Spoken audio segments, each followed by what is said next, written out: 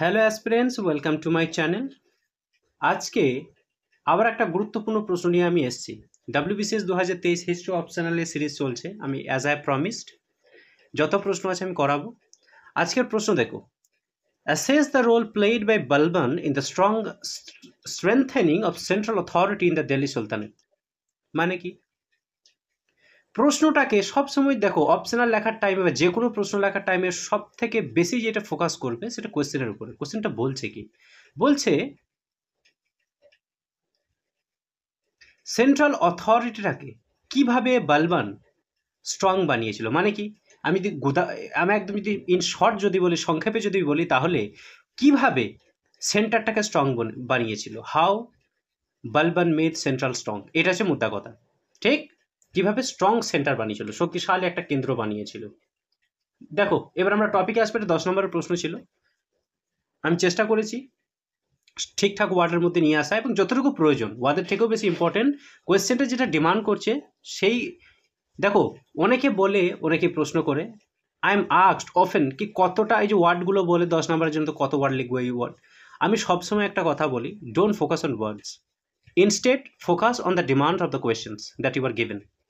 সব সময় ফোকাস করতে হবে যে কোয়েশ্চেনের ডিমান্ড কি। এই যে প্রশ্নটা দিয়েছে, how how did Balban make centre strong, this the question. তো কিভাবে বালবান সেন্টারকে স্ট্রং বানিয়েছিল, কোন কোন জিনিসগুলো কাজ করেছিল, ঠিক সেই পয়েন্টগুলোকে লিখো। আর আলটিমেট তুমি বুঝতে পারবে যে ওয়ার্ডের মধ্যে চলে এসছে। ওই ওয়ার্ড কাউন্ট করার কোনো প্রয়োজন পড়ে না। আমি বলবো just remove this kind of thinking from your head কি এত ওয়ার্ডের মধ্যে করতে হবে, অত ওয়ার্ডের মধ্যে করতে হবে। সব প্রশ্নের ডিমান্ড একরকম ওয়ার্ডে হয় না, ঠিক আছে? সব প্রশ্নের ডিমান্ড একরকম শব্দের মধ্যে আসে না। অনেকটাই দেখবো কিছু একটু বেশি লাগছে, অনেকটাই কমের মধ্যে চলে আসে, ঠিক আছে? ওতে ওয়ার্ড নিয়ে ভাববে না। দেখো কোয়েশ্চেনটার ডিমান্ড এবং কোন কোন আনসারগুলো তুমি যতটুকু জানো তার মধ্যে দেখো আনসার কেমন আসছে। দেখো,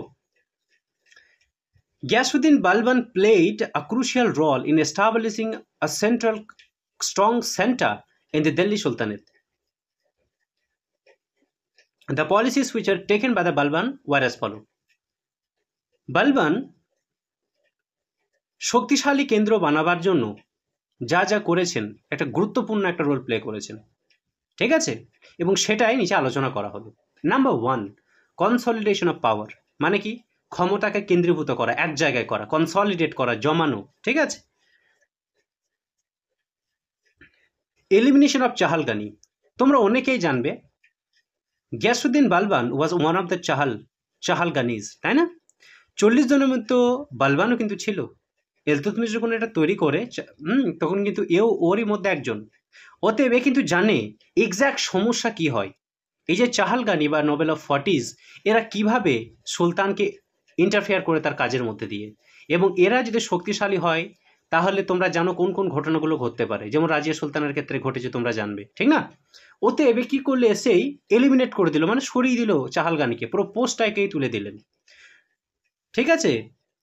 তো চাহালগানি ও Chalisa popularly quote a group of 40টা নভেলে। তাহলে এটা একটা জনপ্রিয়ভাবে আমরা কি বলে, একটা 40টা নভেল। আজকালকার দিনে তোমরা কারেন্ট সিনারিও যদি দেখো তো দেখবে ক্যাবিনেট মিনিস্টার, ঠিক না? ওইরকম পিএমকে অ্যাসিস্ট করছে, সিমিলারলি সুলতানকে অ্যাসিস্ট করবে এই চাহালগানি। যেটা শামসুদ্দিন ইলতুৎমিশ তৈরি করেছিল, এটা কিন্তু বালবান এলিমিনেট করে সরিয়ে দিয়েছিল। কেন? For is intervening nature and rising power in the court of sultan. সুলতানের কোর্টে এদের যেই ক্ষমতাটাও বাড়ছিল, তার সাথে এদের এক ধরনের নেচার তৈরি হয়ে গিয়েছিল, এক ধরনের প্রকৃতি। কীরকম প্রকৃতি? ইন্টারভিন করা সুলতানের কাজে। সুলতানকে সব সময়তেই এটা করতে পারবে না, ওটা করতে পারবে না, হ্যাঁ, কিছু করতে গেলে তখন মানে বিশাল ঝামেলা পাকায় আর কি, সবই সমস্যা এদের।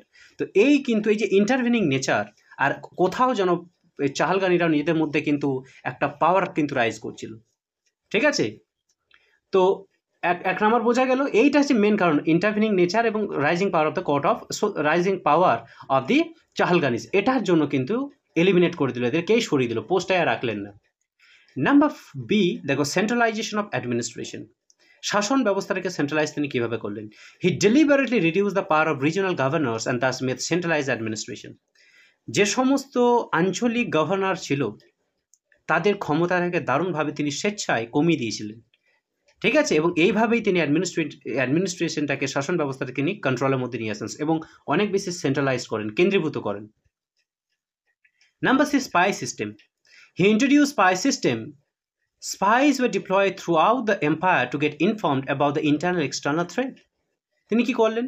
স্পাই সারা রাজ্যে তিনি স্পাই ছড়িয়ে দিলেন, যাতে করে যে কোনো ধরনের ইন্টারনাল বা এক্সটার্নাল থ্রেট সম্বন্ধে সুলতান জানতে পারে। আমরা দুয়ে চলে আসবো, এস্টাবলিশমেন্ট অফ দ্য স্ট্রং মোনার্চি। রাজা কেমন রাজা? একটা শক্তিশালী রাজার আমরা এস্টাবলিশ এখানে দেখতে পাচ্ছি। তিনি নিজেকে প্রতিষ্ঠা করলেন একজন শক্তিশালী মোনার্চি রূপে। মোনার্চি মানে জানবে কিং। মোনার্চি এবং মোনার্চ হচ্ছে রাজা, মোনার্চি হচ্ছে রাজত্ব। ঠিক আছে, একটা শক্তিশালী রাজত্ব সে তৈরি করছে। কেমন করে দেখো, declaration of kingship. Balban declare himself the king rather than just a sultan. Balban কোথাও যেন সুলতানের থেকেও বেশি তার পছন্দের হচ্ছে রাজা, এই জন্য সে নিজেকে কিং বলে ডিক্লেয়ার করছে, সুলতান বলে নয়। He adorn the himself with the title of জিলে ইলাহি, শ্যাডো অফ গড। ভাবো কি ধরনের অডাসিটি তার থাকতে পারে, নিজেকে জিলে ইলাহি অর্থাৎ ভগবানের ছায়া নিজেকে কনসিডার করছে। ঠিক আছে, এই ধরনের সম্মান দিয়ে নিজেকে অ্যাডর্ন করছে। Introduction of iron and blood, এই যে লোহা এবং ব্লাডওয়ালা যে ইন্ট্রোডাকশনস, কি বলতে চাইছে দেখো, দুটো কিন্তু আলাদা আলাদা সিগনিফাই করছে, একটা আয়রন একটা ব্লাড। আয়রন কি? Representing strength, firmness in dealing with challenge and threats. মানে এটা রিপ্রেজেন্ট করছে রাজার শক্তিশালী, হ্যাঁ, রাজার স্ট্রেংথ, ক্ষমতা, তার যে দৃঢ়তা, ফার্মনেস, কোন কোন বিষয়? In dealing with challenge and threat. যে কোনো ধরনের চ্যালেঞ্জ সম্মুখীন যদি হয় বা থ্রেটের যদি সম্মুখীন হয়, রাজা কিন্তু আয়রন হ্যান্ড দিয়ে কিন্তু সাপ্রেস করবে। বোঝা গেছে? লোহার মতো শক্ত হয়ে বলিষ্ঠ হয়ে কিন্তু সেটাকে সাপ্রেস করবে, আটকাবে। Blood signifying the willingness to set blood if necessary to maintain power and control. Blood কি? রক্ত। এটা সিগনিফাই করছে রাজার ইচ্ছা, উইলিংনেস, যে তার পাওয়ারটাকে, ক্ষমতাকে মেনটেন করার জন্য, রাখার জন্য, নিয়ন্ত্রণের জন্য, হ্যাঁ, সে কিন্তু রক্ত ঝরাতেও কিন্তু দ্বিধাবোধ করবে না। এটা হচ্ছে ব্লাড, এটাই সিগনিফাই করছে। তো এই জন্য সেই iron and blood introduction policy কিন্তু ইন্ট্রোডিউস করেছিল। ঠিক আছে। Number 3, administrative reforms. দেখো, finance department. He set up a new revenue department call দিওয়ানি উনজারাত। নতুন একটা রেভিনিউ ডিপার্টমেন্ট, ঠিক আছে, তার নাম কি? দিওয়ানি উনজারাত তিনি তৈরি করলেন। তারপরে হচ্ছে military department. He set up a military department called দিওয়ানি আর্জ। He created and centralised army who are very loyal to Balban. আর কি করলো? মিলিটারি ডিপার্টমেন্ট দিওয়ানি আর্জ তৈরি করার সাথে সাথে আর কি করলো দেখো, একটা সেন্ট্রালাইজড আর্মি সে তৈরি করেছিল, যারা কিন্তু বালবানের প্রতি ভীষণ লয়াল। দেখো, একটা জিনিস সবসময় মনে রাখবে, আর্মি ইম্পর্টেন্ট রোল প্লে করে কোনো একটা দেশের জন্য। তুমি মায়ানমারের কন্ডিশন দেখতে পারো, কিভাবে আর্মি কিন্তু সেখানকার যে হেড তাকে সরিয়ে দিয়ে নিজেরাই কিন্তু শাসনভার নিয়ে নেয়। এই জন্যে army should be loyal to the empires or the PM of the country. Army যদি লয়াল না হয় তাহলে কিন্তু রাজা কিন্তু রাতে ঘুমাতেও পারবে না, ঠিক না?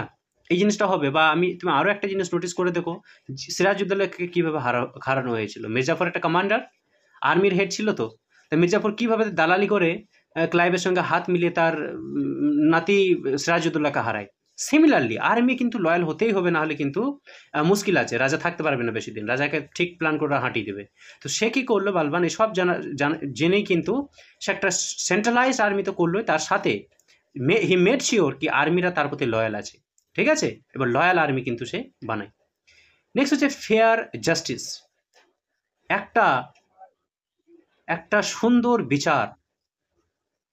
হি established a fair justice system with clear laws and punishments. তিনি কিন্তু খুব একটা হার্শ পানিশমেন্টের ব্যবস্থা করলেন। সুবিচার যেন হয় সমাজে, তার কাছে মানুষ যদি আসে এবং তারা যেন সুবিচার পায়, তার জন্য তিনি একটা ফেয়ার জাস্টিসের কিন্তু কথা এখানে বলেন। ঠিক আছে, এবং পানিশমেন্টও বেশ ঠিকঠাক, টাফ পানিশমেন্ট, খুবই স্ট্রিনজেন্ট পানিশমেন্টের ব্যবস্থা করে দেয়। Number 4, foreign policy. এবার আমরা ফরেন পলিসি দেখব। Diplomatic relations. He established diplomatic relations with neighbouring countries and Mongols.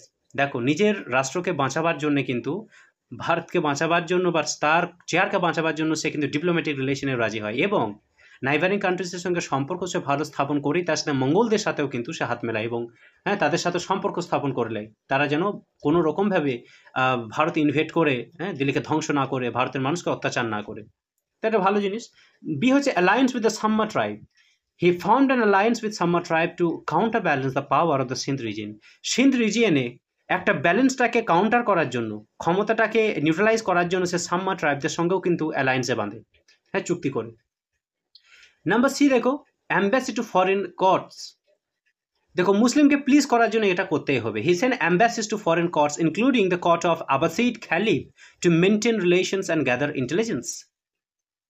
দেখছো সে কিন্তু অ্যাবাসিড খ্যালিফের যে কোর্ট সেখানেও কিন্তু তার অ্যাম্বাসি পাঠায়, ঠিক আছে, কিসের জন্য? যাতে একটা সুসম্পর্ক তৈরি হয়, মুসলিমের কোথাও যেন মুসলিমদেরও, ভারতের মুসলিমদেরও তার রাজার উপর আস্থা জন্মাবে, রাজা আমাদেরই খুব ভালো, ঠিক না? এরকম একটা ব্যাপার, রিলিজিয়াস অ্যাঙ্গেল তো সবাই থাকে। এবং তার সাথে কি ইন্টেলিজেন্স গ্যাদার করার জন্য কিন্তু অ্যাম্বাসি পাঠায়, যে বাইরের দেশে কী চলছে, মানে ইন্টারন্যাশনালি কী চলছে সেসব খবরাখবর জানার জন্য সে কিন্তু অ্যাম্বাসি পাঠায় ফরেন কোর্টসে। 5 হচ্ছে অ্যাপিসমেন্ট পলিসি। অ্যাপিসমেন্ট পলিসি কি? কোথায় যেন খুশি করার মতো, হ্যাঁ মানুষকে খুশি করা পলিসি, অ্যাপিসমেন্ট পলিসি। দেখো festivals, Balban introduce the Persian festival of Nowruz. নরাজের মতো পার্সিয়ান ফেস্টিভ্যাল তিনি ইন্ট্রোডিউস করেছিলেন। পার্সিয়ান তোমরা জানবে, পার্সিয়ান ইরান, বর্তমানে ইরান, তখনকার দিনে হ্যাঁ আমরা পার্সিয়ান বলতাম। সো সেই পার্সিয়ান ফেস্টিভ্যাল তিনি শুরু করেন, উৎসব। It symbolises Persian new year, এটা কোথাও যেন পার্সিয়ানদের নতুন বছরেরই করা হয়, সিম্বলাইজ করছে। Many other festivals were also celebrated like Qutub festival, Sufi Syrians festivals, Qat festival along with Eid al-Fitr, Eid al-Adha. Balban appeased every section and community by allowing them their festivals. দেখো গিয়াসউদ্দিন বালবান কিন্তু সবাইকে, যে যে যে সেকশনের বা সোসাইটির কমিউনিটির প্রত্যেকেই আজাদি দিল যে তোমরা তোমাদের যে ফেস্টিভ্যাল তোমরা পালন করো। একটা রিলিজিয়াস, তুমি বলতে পারো রিলিজিয়াস যে ফ্রিডম, সে রিলিজিয়াস ফ্রিডম কিন্তু প্রতিটি মানুষকেই সে দিয়েছে। এইভাবে কিন্তু প্রতিটি সম্প্রদায়ের মানুষকে কিন্তু সে দারুণভাবে খুশি করার চেষ্টা করে। কেমন? কনক্লুশন আমরা দেখব, with the mention factors it is true and Balauddin played an important role to make a strong central authority. যে সমস্ত আমরা ফ্যাক্টর মেনশন করলাম, আমরা এখান থেকে প্রমাণ করলাম, we have proved that definitely Balban played an important role. Balban খুব গুরুত্বপূর্ণ একটা ভূমিকা পালন করেছিল তার সেন্ট্রাল অথরিটিকে স্ট্রং বানাবার জন্য, শক্তিশালী বানাবার জন্য। Thank you so much. I'll bring more content. সামনের দিনে আরও বেশি বেশি টপিক আনার চেষ্টা করছি, ঠিক আছে?